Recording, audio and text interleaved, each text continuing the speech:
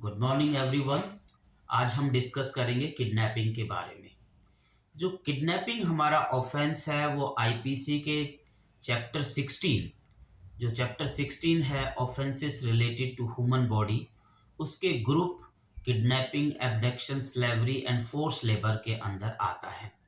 और provisions section 359 से 374 तक ये पूरा ग्रुप जो है हमारा वो कवर करता है kidnapping, abduction, slavery and force labour. अब हम बात करेंगे कि किडनैपिंग का क्या मीनिंग होता है। देखिए, अगर हम कॉमन पार्लेंस में समझे तो किडनैपिंग जो है इसको आप दो भागों में तोड़ सकते हो, किड एंड नैपिंग। किड मतलब बच्चा, नैपिंग मतलब नींद। सो बेसिकली ये जो वर्ड है इसका मतलब होता था कि जब बच्चों को सोते हुए उठा ले जाते थे। और जो हमारे पास किडनैपिंग का ऑफेंस है वो यूके के अंदर स्टीलिंग द चाइल्ड ऑफेंस के समकक्ष है। इसलिए जो है किडनैपिंग का मेन मकसद है कि ये एज स्पेसिफिक है। किडनैपिंग किसी मेजर पर्सन की नहीं हो सकती जो कि साउंड माइंड है। और किडनैपिंग के पीछे पर्पस भी ये है कि जो गार्जियंस हैं, वार्ड्स हैं, उनके इंटरेस्ट को प्रोटेक्ट करने के लिए ये प्रोविजन क्रिएट किया गया है। अब हम समझते हैं कि किडनैपिंग क्या होती है। सेक्शन 359 ऑफ आईपीसी किडनैपिंग बताता है। और सेक्शन 359 आईपीसी कहता है कि kidnapping are of two type. One is kidnapping from India and another is kidnapping from lawful guardianship. Kidnapping from India section 360 उसको डिफाइन करता है and kidnapping from lawful guardian section 361 उसको डिफाइन करता है। Kidnapping from India जो है उसमें है कि अगर कोई किसी पर्सन को कन्वे करता है, कन्वे मतलब उसको ट्रांसपोर्ट करता है without the consent of that person और any person who can give the consent on the behalf of that person. अब इंडिया की बॉर्डर से बाहर, इंडिया की जो टेरिटोरियल जो हमारा उसका स्केप है उससे बाहर अगर किसी को कन्वेज करता है तो इसको किडनैपिंग फ्रॉम इंडिया हम बोलते हैं। अब यहाँ पे इंडिया जो वर्ड है ये सेक्शन 18 ऑफ आईपीसी में डिफाइन किया है। इंटरेस्टिंगली हम कहते हैं कि Jammu Kashmir is the integral part of India, but section 18 of IPC में जम्मू कश्मीर को इंडिया में नहीं किया गया है। इंडिया जो है include the territory of India excluding Jammu and Kashmir. So if a person conveys someone from Delhi to Jammu Kashmir, that also constitute the offense of kidnapping from India. और इस offence का purpose है कि जो foreign के अंदर, India के बाहर किसी भी टेरिटरी में हमारे बंदों को वो जब ट्रांसपोर्ट करते हैं, कन्वेज करते हैं, तो उसको प्रोटेक्ट करने के लिए ऑफेंस है। अब हम चलते हैं kidnapping from lawful guardianship. Section 361 कहता है कि हुएवर टेक्स और entice any person who is male than less than 16 years of the age, female then less than 18 years of the age, and of unsound mind from the keeping of the out of the keeping of lawful guardian is amount to that it is kidnapping। अब यहाँ पे हम इस section को ingredients जो है वो हम डिस्कस करेंगे। देखिए, 4 इंग्रेडिएंट्स यहाँ पे हम देखने को मिलता है। फर्स्ट जो इंग्रेडिएंट है that is that the person who is kidnapped must has either he is the minor or is of unsound mind. Second, if he is the minor, then in case of male age is less than 16, in case of female age is less than 18. Third is that the person takes or entice out of the keeping of lawful guardianship। अगर आपके act का जो effect है वो उस बच्चे को lawful guardianship से बाहर ले जाना है। And the fourth one is without the consent of the guardian. So these are the 4 ingredients.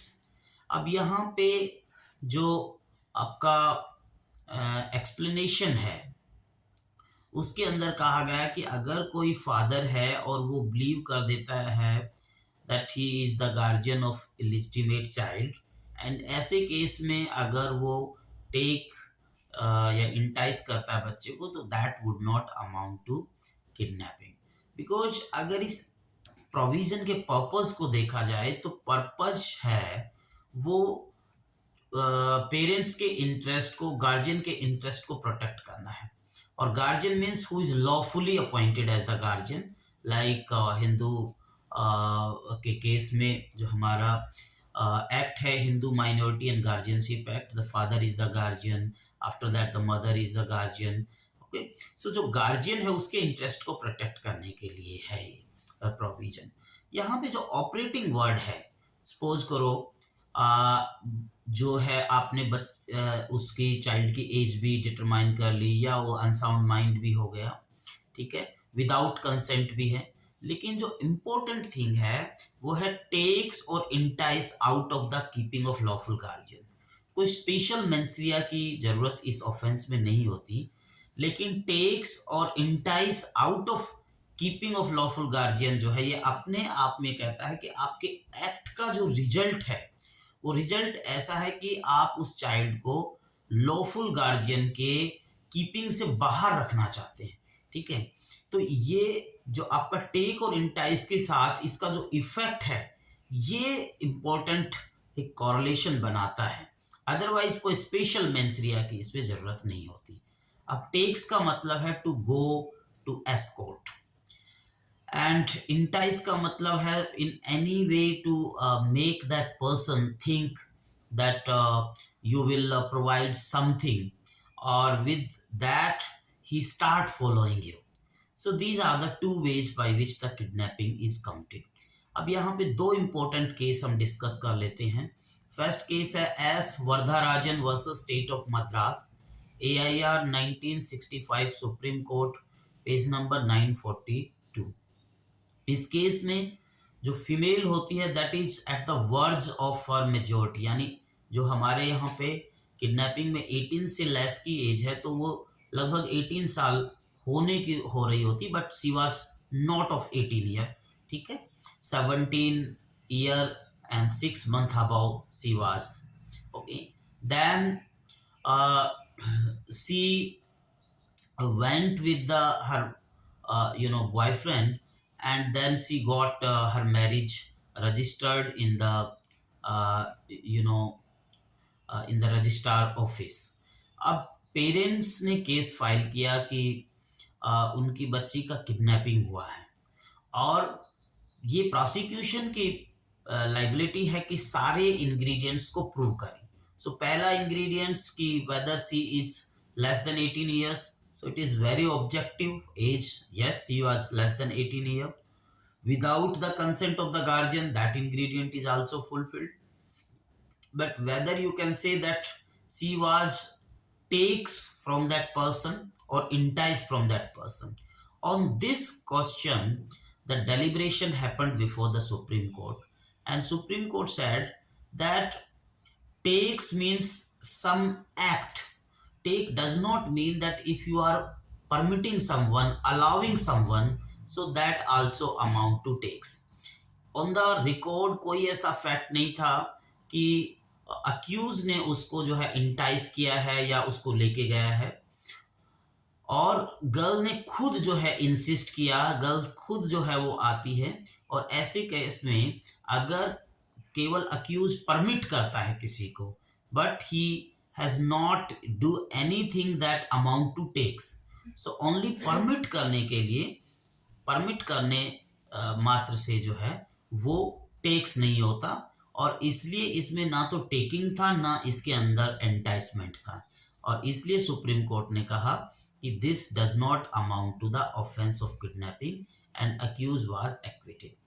अब इससे कॉन्ट्राडिक्टरी एक केस हम करते हैं, state of Haryana versus Rajaram.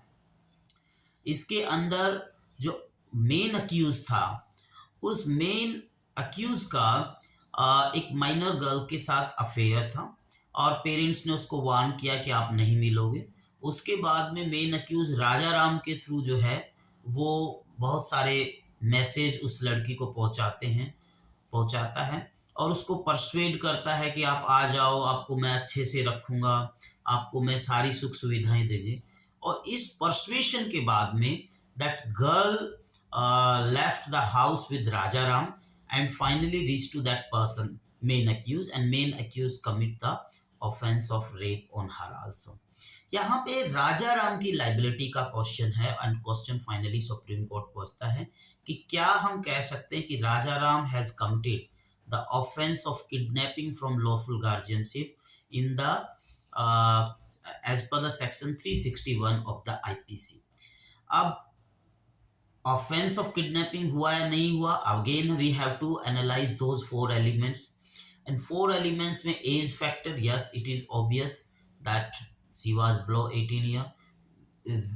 Was this with the consent of the guardian? Yes, it was not with the consent of the guardian. The, the last element or the most important element, can you say that Raja Ram takes or entice? And यहाँ पे जो question था that the persuasion that was made by the accused person would amount to enticing the person, and because of that persuasion she left the house। and so ये case वरदाराजन case से बहुत different है। वहां पे ऐसा कोई इंटाइसमेंट या टेकिंग था नहीं, लेकिन यहाँ पे परसुएशन था and after that persuasion minor left the house to get better avenue for her, and so this amount to the offense of the kidnapping। so with these two cases we briefly have discussed कि kidnapping क्या होता है, क्या उसके ingredients होते हैं और किस तरह से किडनैपिंग के ऑफेंस में हमें अप्रोच करना है। थैंक यू साथियों।